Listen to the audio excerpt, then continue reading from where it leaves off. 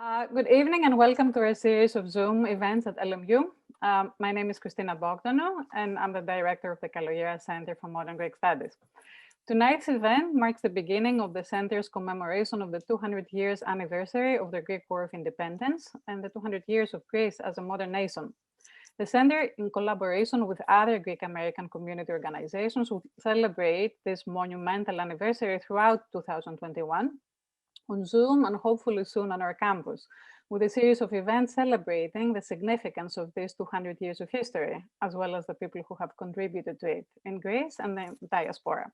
Our first event, co-hosted with the Hellenic Library of Southern California, is meant to honor the Greek Americans who, even away from their homeland, fought for Greece during the Balkan Wars.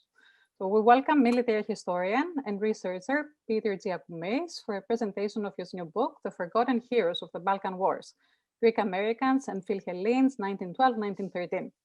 Peter Giacoumis is an author, historical consultant, and researcher of Greek military history. His main focus is the Greek Americans of the early 20th century. Peter Giacoumis served as a reserve captain, Army Division, New York Guard for 6 years. He's the vice president of Byzantine Crown Productions, a history-based production company that promotes the accurate portrayal of Hellenic culture. He holds a master's degree in international relations and has authored various works in print and online. So Peter, welcome to LMU. Thank you very much. Thank you for having me. Professor Bogdanou, thank you. Basil, Caloyeras Center for Modern Greek Studies, the Hellenic Library of Southern California, and of course, Loyola Marymount University. It's an honor to be here. Thank you for inviting me. I have a preset presentation PowerPoint that I'd like to present to everyone. And before I do that, of course, I'd just like to say that the nuts and bolts, the backbone of the presentation I'm about to do all comes directly from my book. I've added a couple of extra things to it, and I will bring those up as we go through. However, the knowledge and the base of this all is directly from my work, which took about 7.5 years. So I think I'm just going to, I'll bring that right up. So if you just bear with me for 1 second, I will share my PowerPoint. So welcome everybody. And The Forgotten Heroes of the Balkan Wars, Greek Americans and Philhellenes, 1912-1913, is a work that has never been done from the perspective of the Greek Americans. To do them justice, after 7.5 years of researching, the book itself ended up being 690 pages, labor of love. But I'm very proud to tell you that not only was I successful in doing my research using primary works in English, American sources almost exclusively. I used 3%, approximately 3%, sources in the Greek language and Italian as well to do some fact checking, but otherwise the bulk of my work was all done in English in an attempt to actually be able to prove that anyone else that was interested in doing what I did could as well, that it's available and it's out there. So the Balkan Wars, unfortunately, many of us are familiar with, like previously mentioned, 1821 and Kolokotronis, and sometimes that's the extent of where we go. Unfortunately, this part of modern Greek history, the Balkan Wars, are what established what we know the nation of Greece today. In 1912, Greece was half of what it is today. So the First Balkan War began in October of 1912. It was against Turkey. It ran to 1913. So from October 8th to basically May 17th, 1913, and was fought in a league, the Balkan League. Greece was part of this league. Bulgaria, Serbia, Montenegro, Greece fought the Ottoman Empire. The Balkan War then ended in May 17, the first, and there was an issue amongst the allies, those in the Balkan League, and that led to the Second Balkan War, and that was in 1913. And basically it was Greece and Serbia fighting the Bulgarians. And it took place between June and July. It was both of these wars actually very short. The Bulgarian one was even shorter. Towards the very end of it, Romania as well jumped in. And of course, the Turks were on the heels of the Bulgarians. So obviously, Greece was victorious in both cases. And the idea of my research was, bottom line, to build a bridge from the past to now and bring the story of the Balkan Wars and the men that were involved, specifically Greek Americans, to life. Who were they? You know, what was their story? How did this come about? And so I have to give you a little bit of context. I thought that was critical for us to understand why the Greeks were here, where they came from, what they did, why they left Greece for that matter. Most of us have heard the stories, should understand some of this in terms of, unfortunately, the Greek kingdom, the small Greek kingdom, was not well off economically. It had failed in terms of its economy, and its industrial growth was lacking.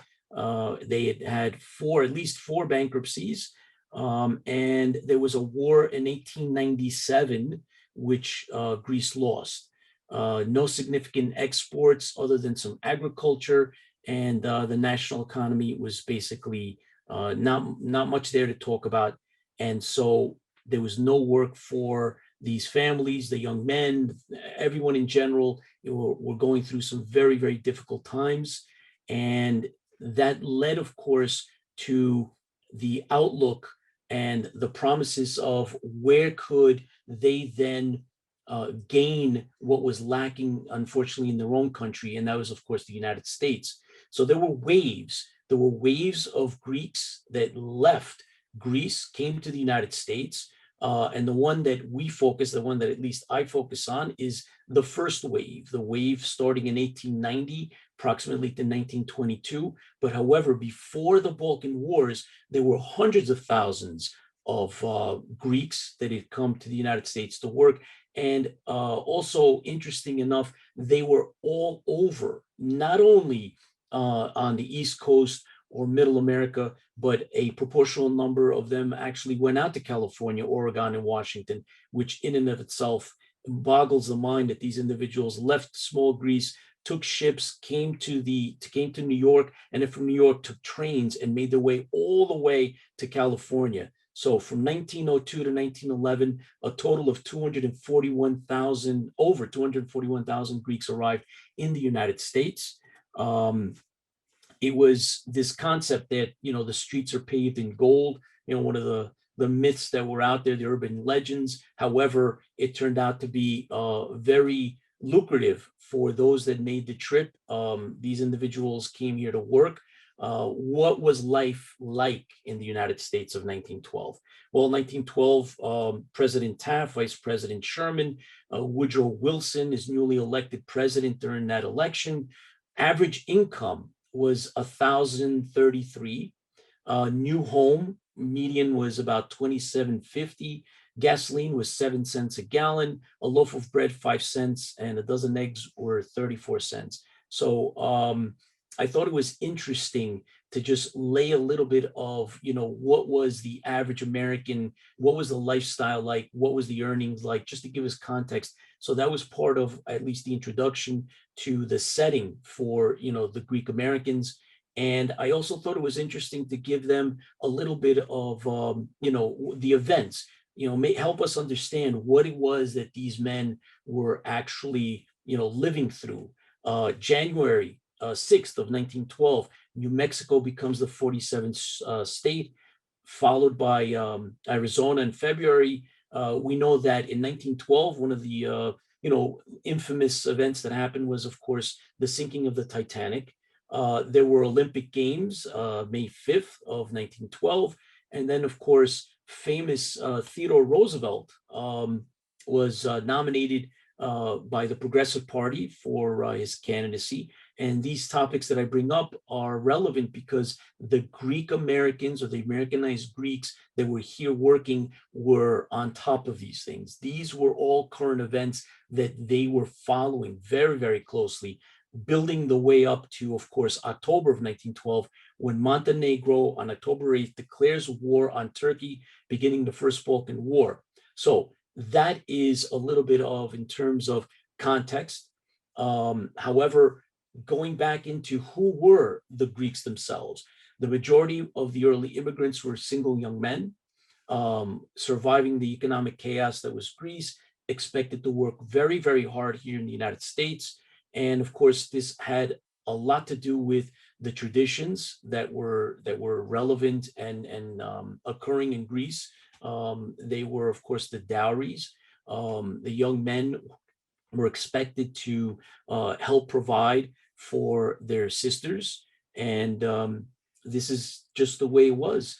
However, one of the things that I like to mention is that these men that came over, young and older, were not illiterate.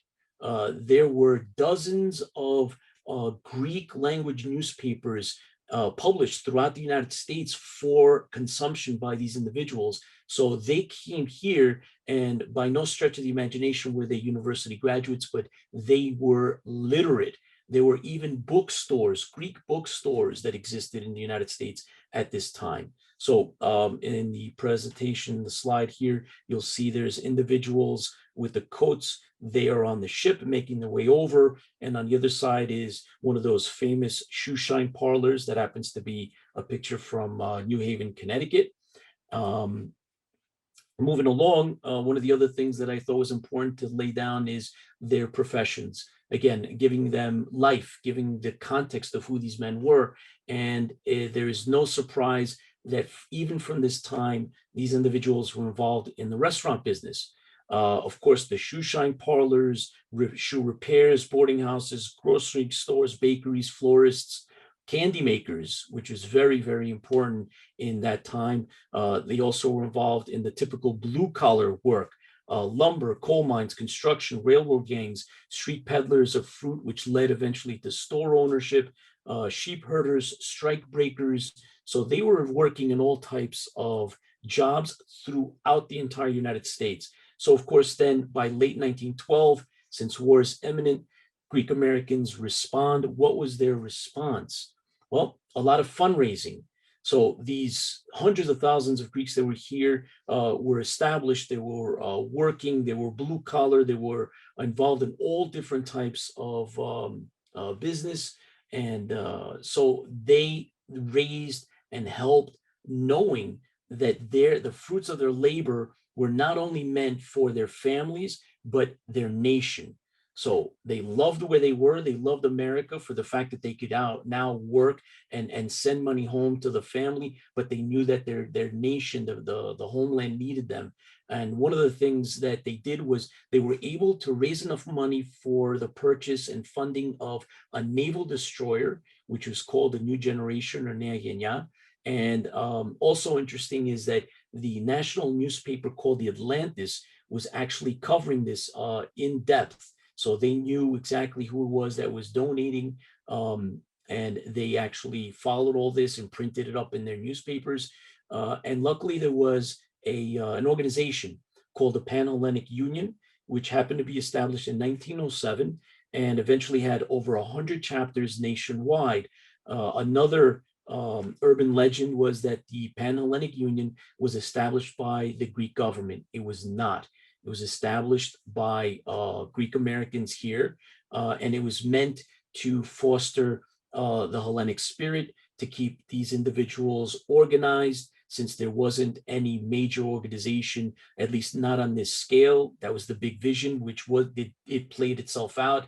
However, with the need of the war, the Greek consuls and some of the diplomats did get involved so they could help the men that had decided to go back and fight, give them a means to do this and help them economically as well for their expenses to get back. So we know that Consul Botasi and Nicholas Salopoulos, which are prominent individuals at this time, and local clergy, as well as the business leaders and the newspapers, prominent, of course, the Atlantis newspaper, were following all this.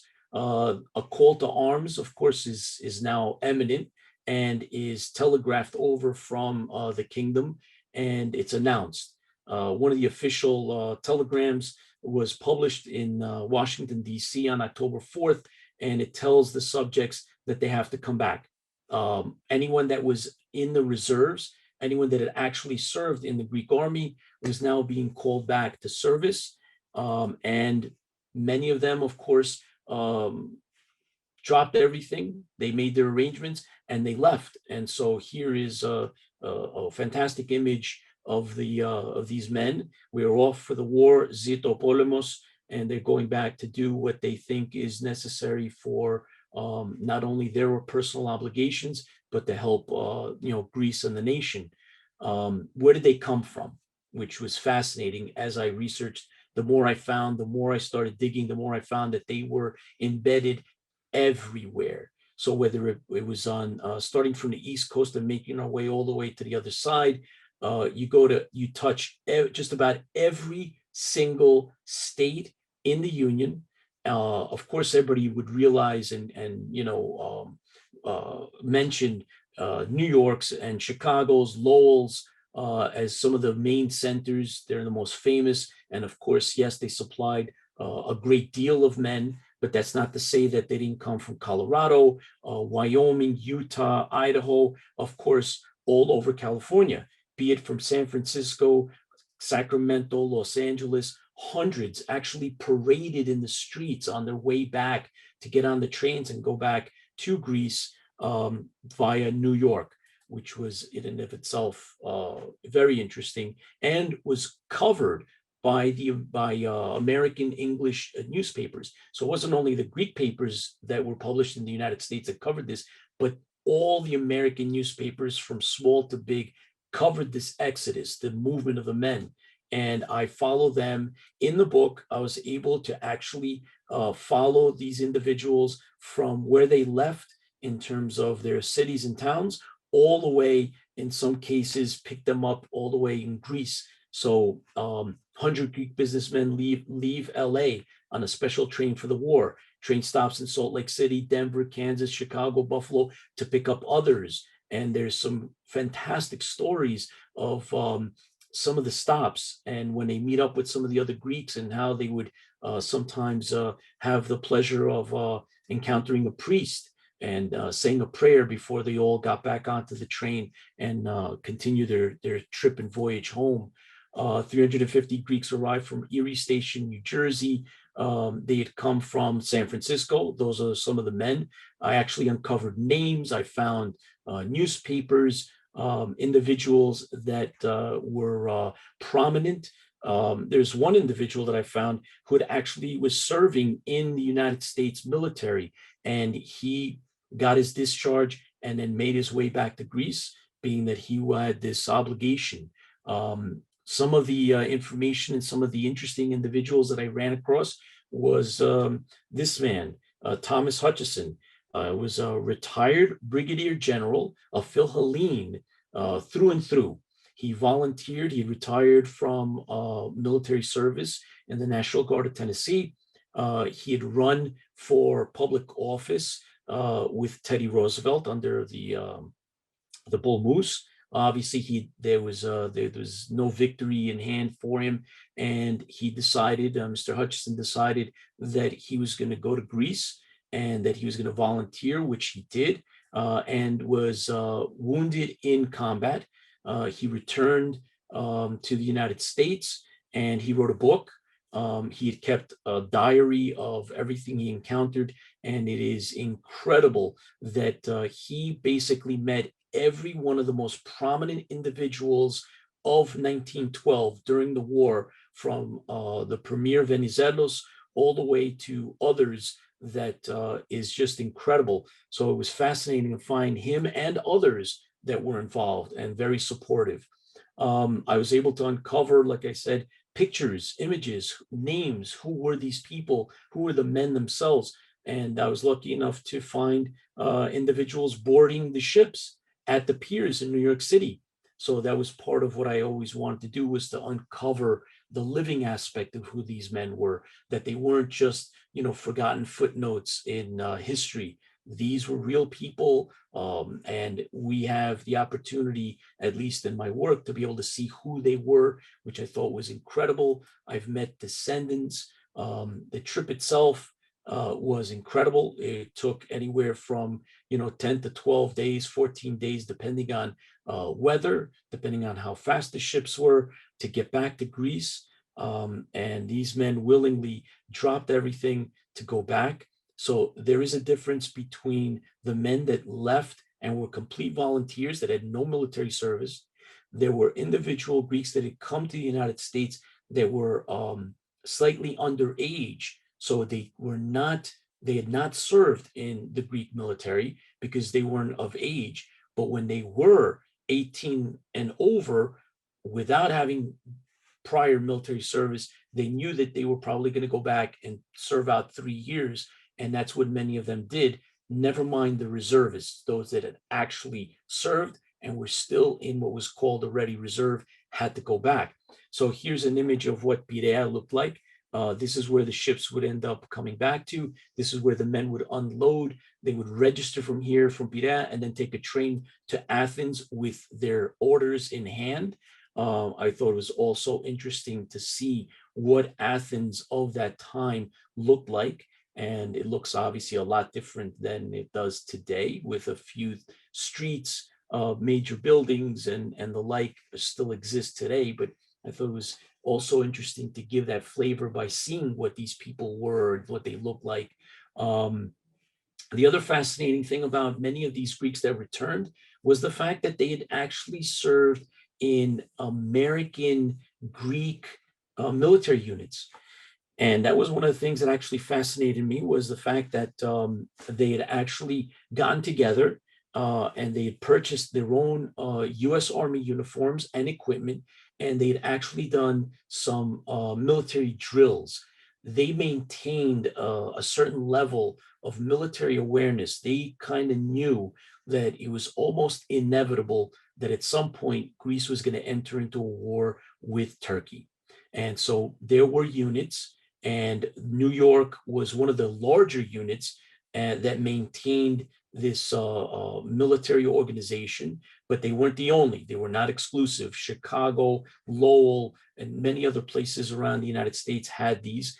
And they actually made it back to Greece in the early part of the return, and fought on the front lines in US Army uniforms, which was fascinating in and of itself, not to mention finding pictures of them.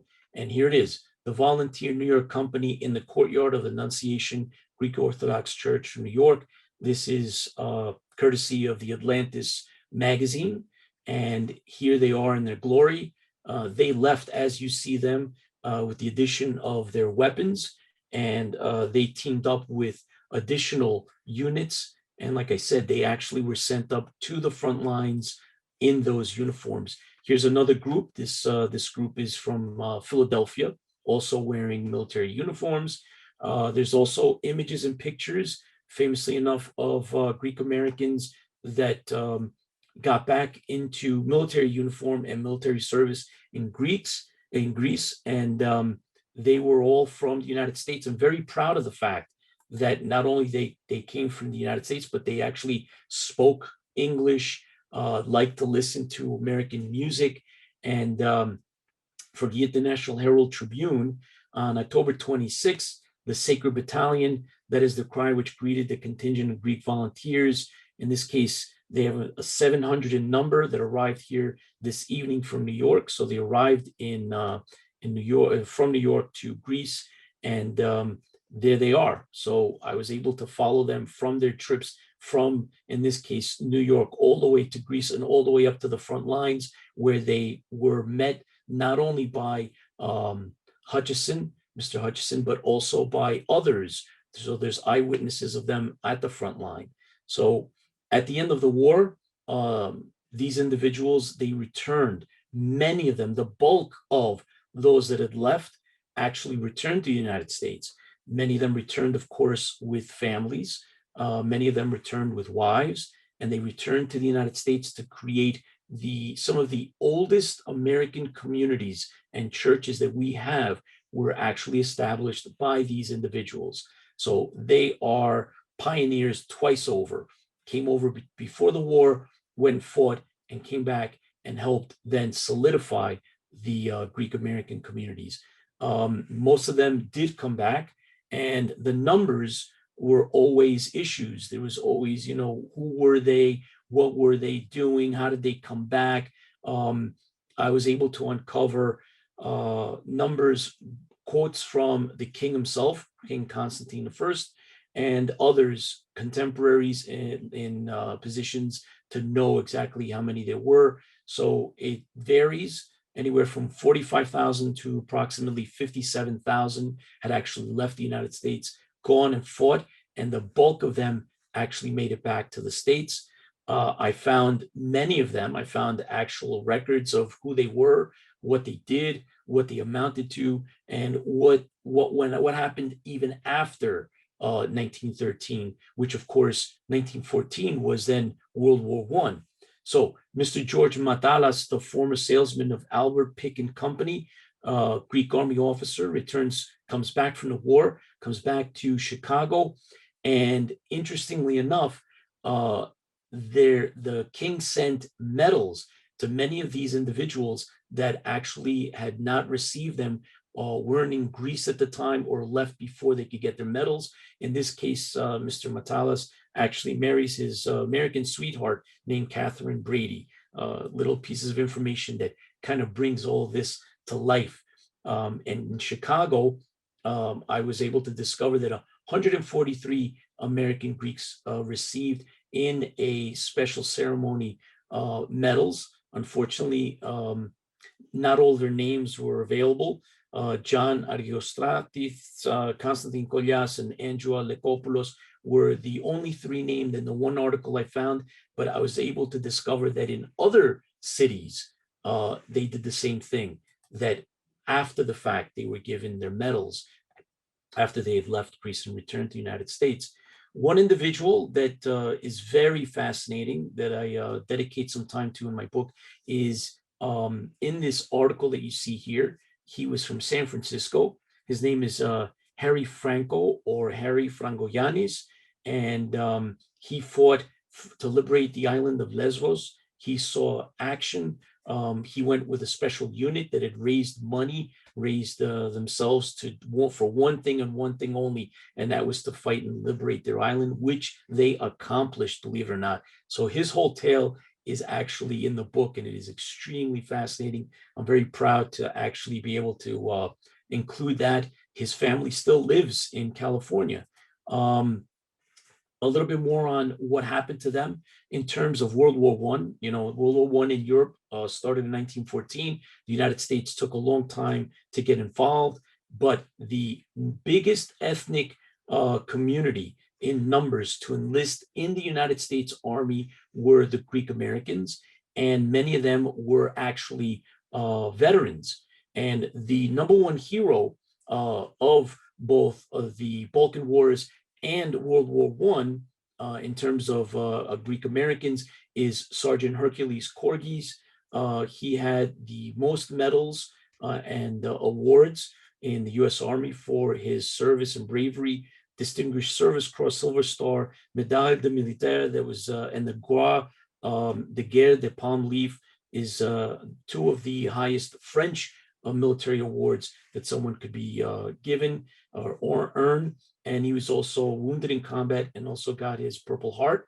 And so Hercules Korgis was given a parade in New York City when he came back. So he was very well known when he came back from the war in 1918. So what did the Greek Americans do to help their ancestral home? They did several things. They raised over $400,000 at the time.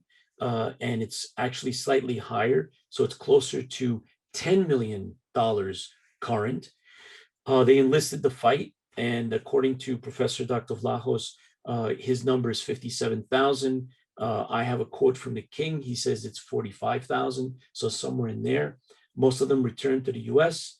And the outcome for Greece, all of this that they did, their trips, their sacrifices, their lives, in many cases was, of course, to double the size of Greece from what it was to what we know of it today.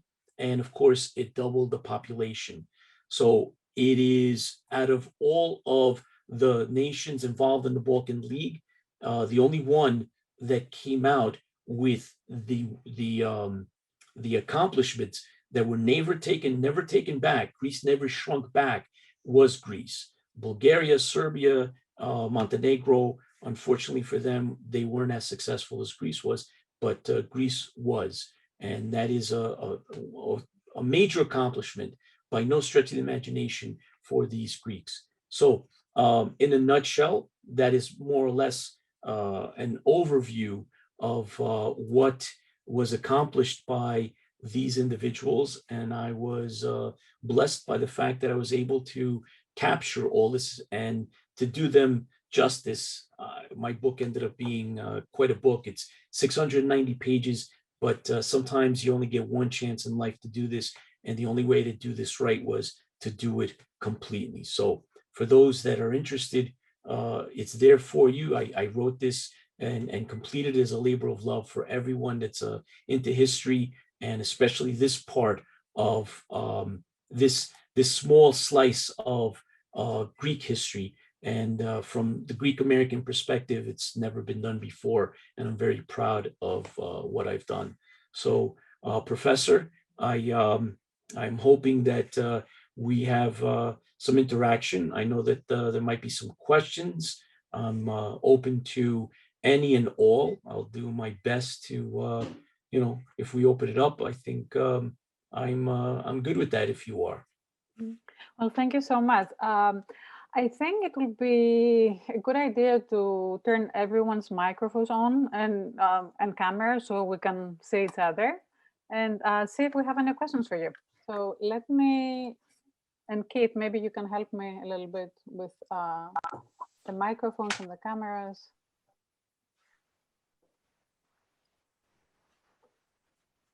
Okay.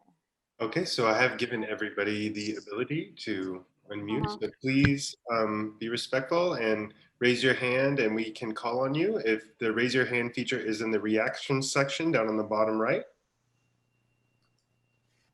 Okay, so I don't know. I see George Kakritas, so why don't you go ahead? Hi, Peter. First of all, congratulations for this terrific book you wrote. I've been reading it since for the last couple of days.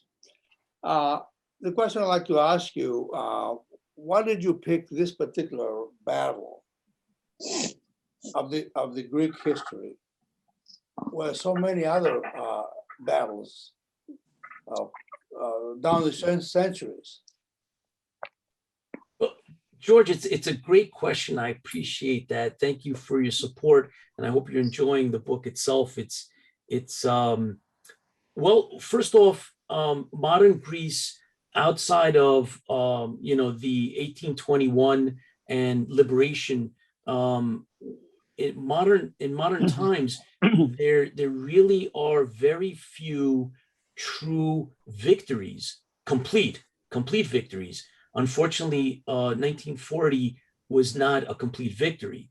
1897 we lost, right? That's almost a forgotten war in and of itself.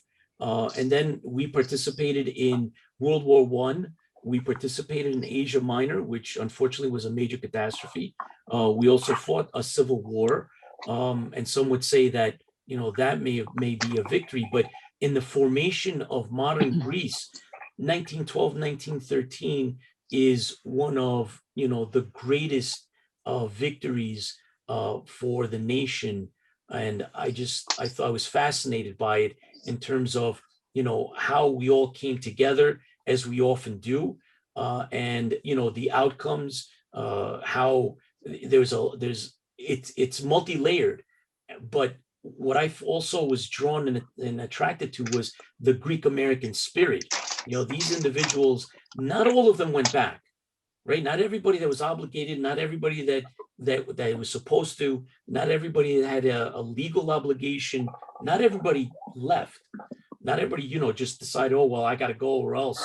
Some individuals never went back.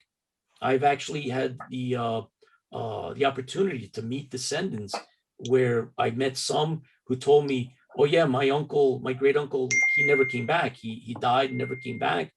And I've had other relatives telling, that told me that they never went back to Greece. They decided to just stay. So, these men that went back are true heroes. And I got the sense that, they had been forgotten by just about everybody, including, Greek Americans that have been here or descendants of them. And I was just completely fascinated by their story. And the more I found, the more driven I became. So, George, thank you for that It's question. fascinating the way you would describe every little detail.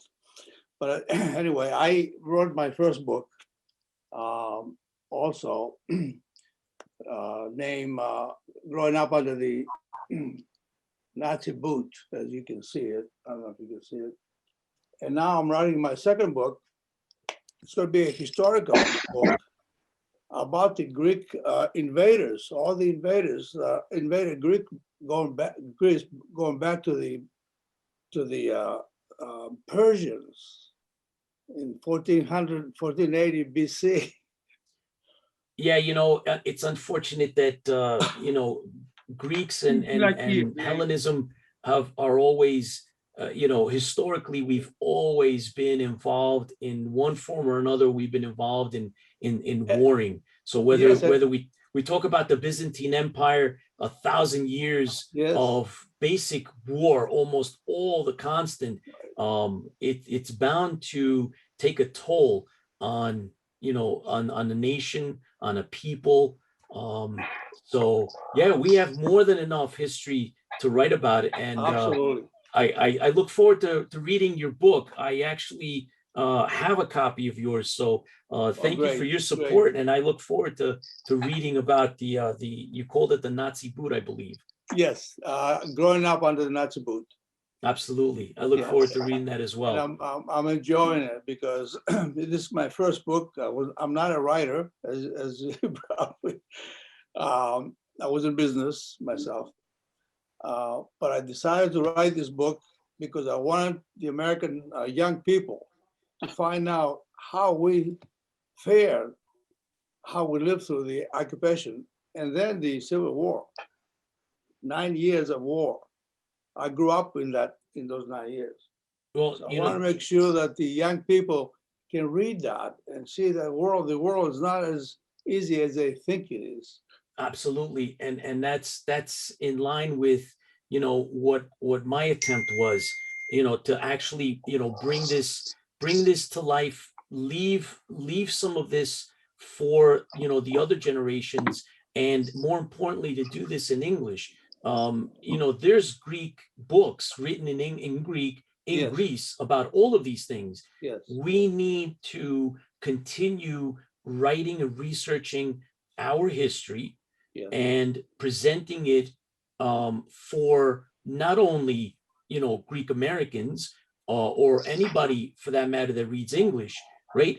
At some point, it's not enough to constantly sit back and allow others to write about Greek history, right? It's important for us to be in line with our own history, like you did. And so I think that's commendable, and that was something that I thought was important as well.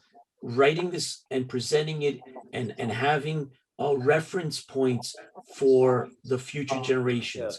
And so doing it in English was paramount in my mind. So yeah, fantastic, George. We are kindred spirits. Absolutely. I agree, and thank you, and congratulations again for a thank great you, sir. book. Thank you, George. I appreciate that. Thank you. Do you have any other questions for Peter? Maria Comenes. Hi there. I enjoyed your presentation. Oh, sorry, I got feedback here. Let me see if I can fix that. Is that better? Yeah. So my grandmother was there in Constantinople during the Balkan War. Her father left sorry, I think I'm going to have to reset up here. Let's see. Is that better? Okay. I guess it was my great grandfather left in 1911 for the U.S. and left the family there. So my grandmother was a child in Istanbul during the Balkan War, and they didn't come to the States until 1915. So I was curious what it was like for the women, if you did any research on, what it was like for the women during that time, especially without their particular male, the father, the head of the house in the country and in the States. Yeah, as a matter of fact, I'm glad you brought that up because it's come up before in presentations, especially when I've gone to some of the Greek schools that I've spoken at. And so during the Balkan Wars, the American perspective, those that stayed, obviously, out of 200,000 plus, they didn't all go back. But the men that stayed and the businessmen, the families, those families that did exist, which many did exist here, small percentage wise statistically, they created basically funds for the women, right? The wives that were staying behind. There were community funds established for them because obviously their husbands were going back and were going to be absent. So if they had, brothers or other direct family, they would look out for, the wives and the children. And if not, the communities here in the United States set up separate funds to help them, to look out for them. So obviously it was difficult. And, in Greece, it was tremendous, right? You had your sons, your fathers, uncles, brothers, all leaving. And now not only did these individuals, like you said, your relative had left behind family to come to the United States, but now he's in a war. So, they managed to send back money. They sent back these individuals, while they worked, they sent back a lot of money. And many of them, believe it or not, when they left the United States to get back to Greece, if they, depending on when they arrived in Greece, had maybe a day or two, a max a few days to actually meet up with family and then report in for military duty. So to say that it was difficult is an understatement. And, many of the families, including my own, know how difficult it was. Both my father's grandfathers left Greece for the United States, and one of them was absent for a little over 30 years. And, so it left the burden of raising the family on, his wife and the extended family, and he would send money back. And that was the consolation is, I'm gonna feed you, but from far away. So yeah, it was difficult. It wasn't easy. Those times were not easy, especially not during war when not everybody survives. So thank you for that. That was a great comment and question. Thank you, Peter. Bill has a question for you. Bill Tragos. Is your microphone on, Bill? We cannot hear Just you. unmute yourselves one at a time, please. We can hear you now. Thank you. Okay, good. Don't you think that the reason that so many went was that they were recent immigrants for the most part, the ones that returned, and most of them weren't married. I met a few of them, and that was their story. From Beatrice, Nebraska, they were working on the railroads, building the railroads going west, and they got on the train and went the other way, went back to Greece.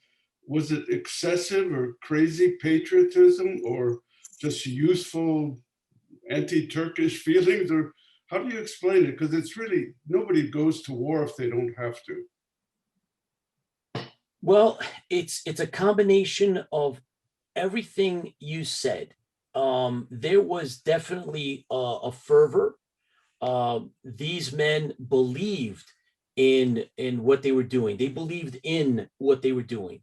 So there was a sense of obligation, not only a legal obligation for many of the men. The bulk of the men that went back, the greater majority of them were actually obligated by law. So they had either served in the Army or Navy, and now had been called back to duty.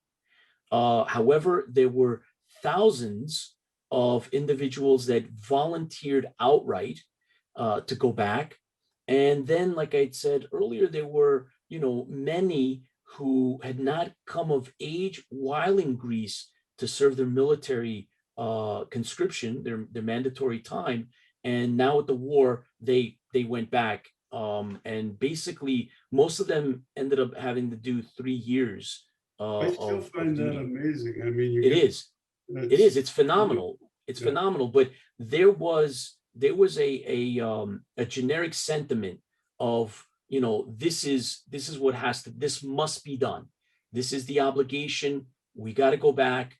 And they were expected to go back. The Greek government expected slightly more than what showed up. They were expecting a little bit more, but nonetheless, they were very happy what they got. A third of the Greek army were Greek Americans, which is just phenomenal. So it's incredible. And I tried to capture a little bit of that in the book itself. I made sure that I had to select obviously some of the sources that I used, but I tried to use the most relevant ones that captured not only their spirit but who they were.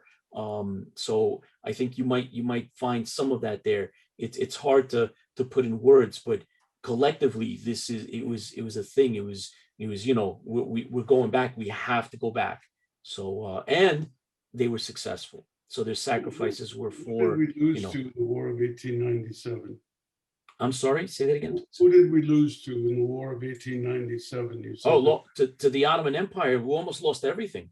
If it wasn't for the great powers, there's a good chance that Greece could have been overtaken completely. But the great powers stepped in again and kind of held the Turks off. It was not good. It was not good. Short war, bitter war. That was actually another element. I have in the book, I have a story of an individual who had actually fought in 1897. And believe it or not, which I thought was just mind-boggling that I was able to find this guy's story. Not only had he come to the United States, he came in 1890s, left the US. So this phenomena that I write about, it wasn't the first time. It happened on a very, very small scale during the War of 1897. So this one man that I found, he went to Greece, left the United States, went to Greece, fought. Greece lost. He comes back to the United States and says, I did my part. I'm not going back. We lost. It wasn't appreciated. We suffered for it. We almost lost it all. He goes, I did my part. I'm not going back. And I have his story in the book, and it was kind of interesting because I thought about that on my own. It's like, how many of these guys had actually, been around? And then I found the one guy, and he didn't go back, but he gave money. He supported financially. A lot of these guys supported financially. And obviously he had to have been older in age because, 1897 to 1912. So, he's probably, I think, in his mid to late 30s, maybe 40 or so. But that didn't mean that there weren't 40-year-olds that fought in 1912. But that in and of itself was interesting. And that did affect the collective psyche of Greece, was this loss that hung over them from 1997. Thank you. Thank you, Bill. We have a question from Adrian.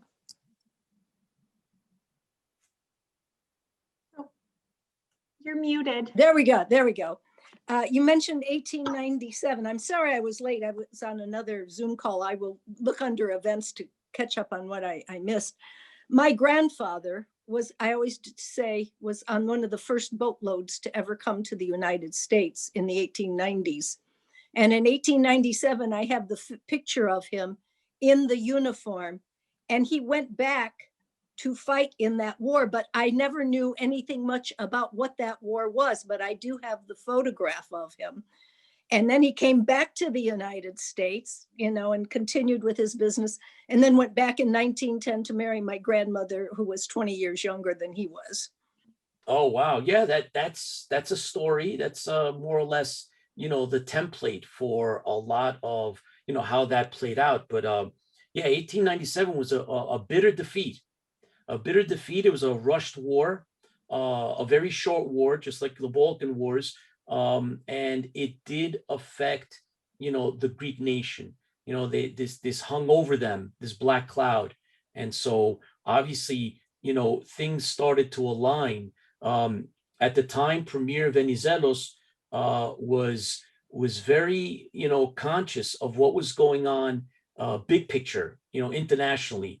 In 1911, Italy went to war with the Ottoman Empire. And so that concluded in 1912.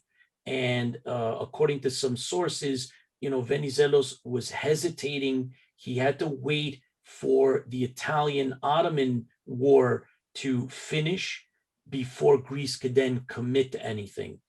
So he was, it was watching over this, and the Italians actually pushed Montenegro to declare war first anyway. And Greece wanted to be ready. Whatever they were going to do in terms of war in 1912, they were going to be ready. This was not going to be another debacle if they could, help it. And so they prepared.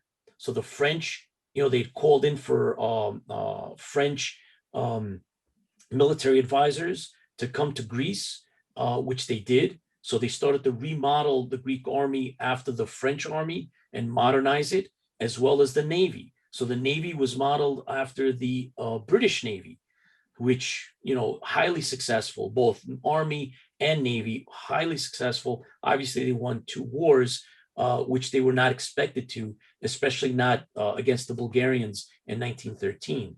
So yeah, it's fascinating. And thank you for sharing your story, Adrian. That's something Maybe else. that's why I never heard. All I knew is he went back and fought, but maybe it's because of the result. I never heard anything other than that from my mother.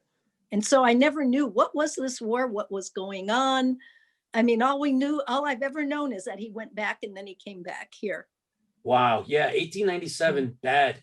Everybody, it was this black mark. So that's incredible. But thank you for sharing that. Thank you for shedding some light on my family history for me. I Fantastic. appreciate it. Awesome. Any other questions? We have a few minutes. I know it is late. Peter is joining us from New York, so it is already late, and many of you are from the East Coast. But if we have any other questions, we have, a few more minutes. Maria, yes. I have one more question. My grandmother wrote, as she was a child, she wrote a lot about how it was for her, it was a Christian or a Muslims against the Christians. And she felt that she was attacked and she never belonged. And I wondered if you did any research on this aspect of the war. I know it was much later in the population exchange, but even back then between 1912 and 1913. Yeah, as a matter of fact, the Ottomans issued religious proclamations trying to make this a holy war. Yeah. That's a fact. They tried. It's also recorded, how some of the commanders talked about, the aspect of, going to heaven and having the virgins, just like we hear with, what happened with, the war against terror. And that was actually done.